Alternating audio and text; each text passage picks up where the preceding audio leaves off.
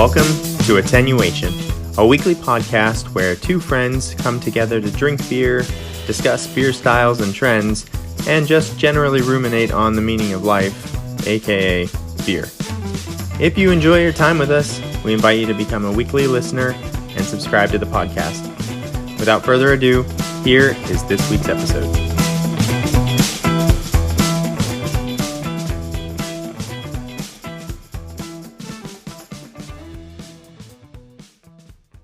Hello, and welcome to a very special episode of Attenuation, a beer podcast.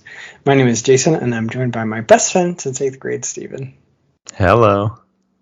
Hello, Steven. What are we doing today?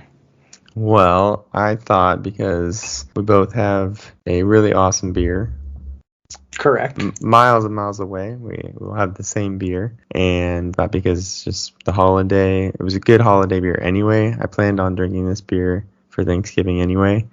So I was like, we should drink it together, do a little special release for people so they have something to listen to while they roast their bird Okay. on Thanksgiving Day. And just drink this beer together. This is a world-class beer, by the way.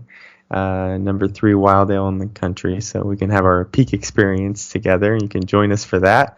And then we'll just do a little toast to life and kind of say what we're thankful for this year. And then we'll let you get on to your business. So. I'm excited. What's your favorite Thanksgiving side dish? That's a really good question. So I like biscuits with gravy. Oh, okay. And then we also have a really weird Jell-O that's like an ancient family recipe. Not that ancient, but like my great aunt or something. It's like what's in it? It's lime Jell-O. I think other people make this too, but it's like her own spin on it. It's okay. Lime Jell-O, but it has marshmallows and pineapple and like yogurt in it. So it's kind of like, I don't know, opaque and weird. But it's, I don't know, I really like it. Yeah, no, that sounds amazing. I like all the Jell-Os. Yeah, Jill makes one kind of similar. It's like this pink, kind of weird, like creamy Jell-O. And then there's this other one that's like has raspberries and walnuts in it and stuff. That's another really good one. So. Oh, those sound really good too. Yeah. So we'll have to exchange weird Thanksgiving Jell-O recipes. Have you been to Ruth's Chris? You've been to Ruth's Chris. Yeah. Have you ever had the sweet potato stuff from there? I have not. Really? Oh, their sweet potato casserole is amazing. It's just a bunch of butter and sugar and sweet potatoes, and it has this pecan brown sugar crust like over the top of it. Anyway, a long time ago, we got the copycat recipe, and we make that every year too. So that's probably like the one I look forward to the most. Nice. That's super cool. You got like a copycat recipe. So, quick aside, we're going to go on tangent even though we're not supposed to. Yeah.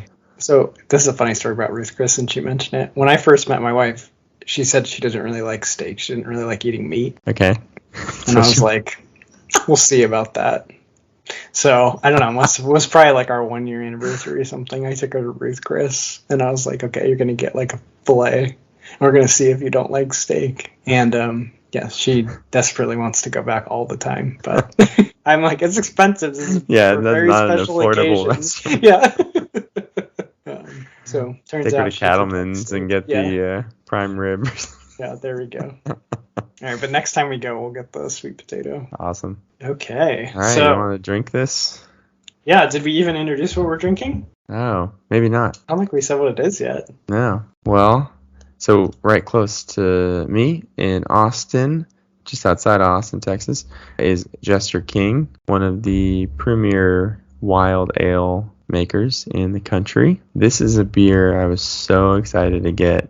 I never really, I knew of them, and now that I'm here in the Austin area, I follow them much more closely, and they're always doing just crazy things and lots of different wild ales brewed with all sorts of weird stuff. But this one was super exciting to me because it's raspberry first. I love raspberry, and it's just very highly rated. I don't think I've ever heard a bad review of this beer. I've talked to multiple people that have had it. So it is Jester King Atrial Rubicite. It is a wild ale conditioned on raspberries. And when I heard you were going to go pick one of these up, because did you actually have to go to the brewery or? Yeah. I just had to order it online and then I could go pick it up.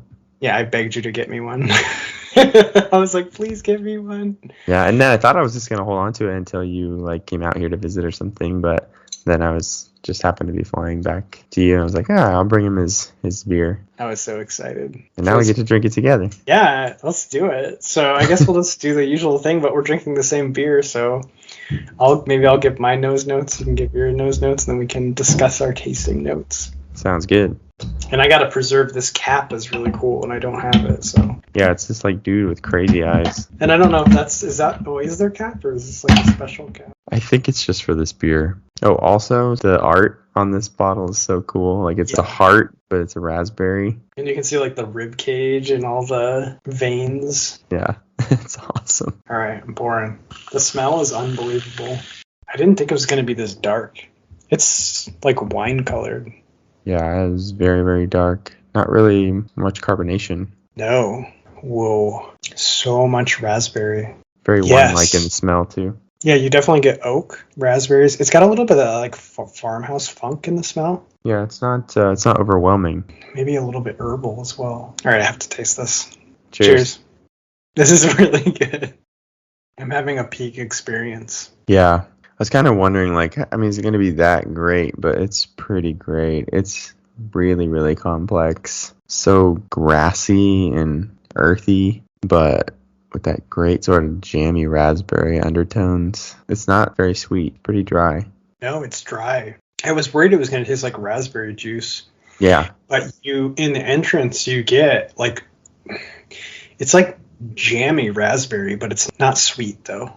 Yes. Yeah, exactly. Like a deep raspberry flavor. And then it's really, right after you swallow, it's really sour. It's got like a lemony lime sour.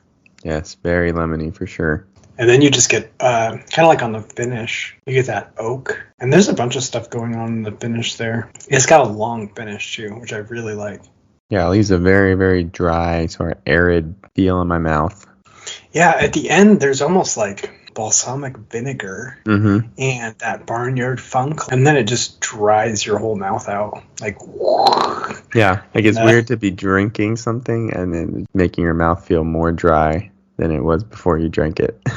Yeah, this is really good. You're getting true Texas terroir right now. It's effervescent too. It's like a raspberry wine champagne. Yeah, I was gonna say it's almost like champagne. It's not as fizzy or bubbly as champagne, but it has those wine characteristics with like how dry it is.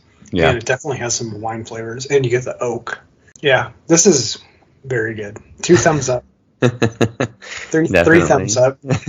All the thumbs are up. Yeah, I was a little worried. I thought it was going to be overhyped, but it's really complex, and it's not. I just thought it was going to be like raspberry juice, but somehow they've like captured what a raspberry tastes like without it tasting like a sweet juice. Yes. It's almost like raspberry wine, if that makes sense. Yeah. Because, like a dark red wine captures what a grape tastes like, but it's not sweet. So I was kind of worried about that. But then, like, everything is, like, perfectly balanced. There's a development. It's sour enough for me because I want it to be pretty sour. But it's that wild sour. It's that wild sour that, like, sort of runs through the... Exactly. Like, it kind of peaks, like, right after you swallow it and then kind of fades, but it's always there, like, into the aftertaste. Yeah. This is a special beer for sure. Yeah, this was awesome. Well, so thank you. Well, so let's toast. What are you thankful for this year? I'm thankful for, I guess it's kind of cheesy, but... I mean, this is going to be cheesy. It is. Just being around people I like. They don't necessarily have to be blood related. I guess it's a sign of getting older, and there's no way I could have communicated this to my younger self. But yeah, just spending time with the people you like is really enjoyable. If you're, fortunate enough to have some people around you that you enjoy their company when you're younger, and maybe it's just something with aging, I would just chase experiences, or you're just like looking for that next thing. But the older I get, I just want to be around people I like and drink a beer like this and do nothing. So. And we get to do it. So yeah, I'd say I'm thankful for like my wife and other people in my life, my immediate family that, I just like to spend time with. So I'm lucky in that regard. By the way, Jason's family is bomb too. He's very lucky. I'm very lucky. Somehow within my immediate family, there's zero drama for some reason, and it's weird when you grow up like that because you think that's normal. And it literally is not. And it's Not like at you all. find out it's the exception of the exception. So yeah, I'll definitely be spending time with them, and I'm really thankful that we all live close and we all get along. It's awesome. Well, I am thankful. Same thing for family and honestly the ability to drink beer. Living in the golden age of craft beer and living so close to some of the best craft beer in the world.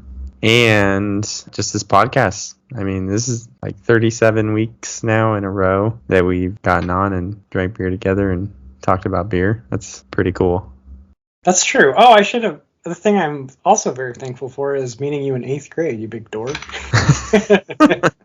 Steven was one of my first friends when I moved to California. So, and we remained friends to this day. So, pretty impressive. Yeah. I think it speaks to your character more than anything. Wait, why? I don't know. You're good. You're good people. No, thanks. You're good people too. Loyal friend. Loyal friends, yes. Well, before I start crying. He's tearing up in the video. You can't see it at home. Also, to good food, to good beer, Thanksgiving is the best. Yeah, enjoy the meal, and whoever you get to spend time with, hopefully you like them, appreciate them, and the football. Yeah, and hopefully you have a good beer to drink. You watch football? I do. Thanksgiving. I will watch some football tomorrow for sure. Go Lions. Okay. They're the ones that always play on Thanksgiving. Yeah, there's always the Lions, and they're terrible. Yeah, it's always I don't remember terrible. the teams, but yeah, they always play. Yeah. Don't expose my lack of football knowledge on the podcast.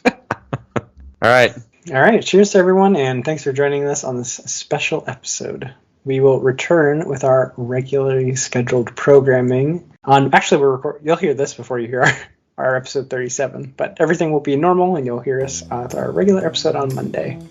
All right. Happy Thanksgiving, everybody. Happy Thanksgiving.